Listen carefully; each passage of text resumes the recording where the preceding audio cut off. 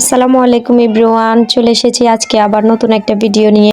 কোয়েল পাখিগুলো কালকে আমার ছোট বোনকে নিয়ে আসছিল ডিম খাবে বলে এবং বাচ্চাদেরকে খাওয়ানোর জন্য।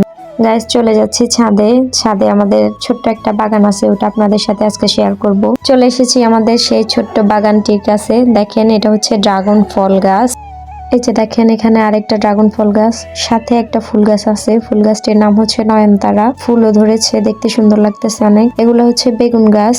সবজি খাওয়ার জন্য বেগুন গাছগুলো লাগানো হয়েছে। এই যে গাছ দেখেন, এখানে হচ্ছে এগুলো হচ্ছে পুঁইশাক। পুঁইশাক গুলো খাওয়া যায়, আবার ওই যে এই গোটা গুলো খাওয়া যায়। আলাদা শুটকি দিয়ে রান্না করলে অনেক মজা। এটা হচ্ছে এক ধরনের একটা তুলসী গাছ। আর দেখেন, এখানে লাগিয়েছি অ্যালোভেরা গাছ। অ্যালোভেরা গাছগুলো অনেক বড় বড় হয়েছে। অ্যালোভেরা গাছ অনেক কাজের জন্য ব্যবহার করা হয়। এই যে দেখেন, এটা হচ্ছে একটা জাম্বুরা গাছ। এই যে পুঁইশাকের গোটাগুলা, এই যে এগুলো হচ্ছে পাকনা গোটা, লাল লাল গোটা। এই যে এখানে দেখেন একটা পাথরকুচি গাছ লাগানো হয়েছে।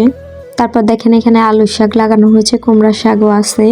দেখেন বন্ধুরা, আমের সিজন চলে আসছে। যে আমাদের গাছে দেখেন অনেকগুলো আমের মুকুল ফুটেছে। এই গাছের আমগুলো অনেক স্বাদ। মুকুলগুলো দেখেছেন, দেখতে কত সুন্দর লাগতেছে। গাইস দেখেন, শেষ বিকেলে সূর্যটা আমার কাছে দেখতে অনেক সুন্দর লাগতেছে, তাই ভাবলাম আপনাদের সাথে একটু শেয়ার করি। সূর্যটা ডুবে যাওয়ার মতো অবস্থায় আছে। দেখেন গাইস, এই সাইডে অনেক বেশি আমের মুকুল হয়েছে, দেখতে খুব খুব সুন্দর লাগতেছে। আজকে নিচে চলে যাচ্ছি, কালকে আবার আসবো নতুন একটা ব্লগ নিয়ে। ব্লগটা এখানে শেষ করছি। সবাই ভালো থাকবেন, খুশি থাকবেন। আল্লাহ হাফেজ।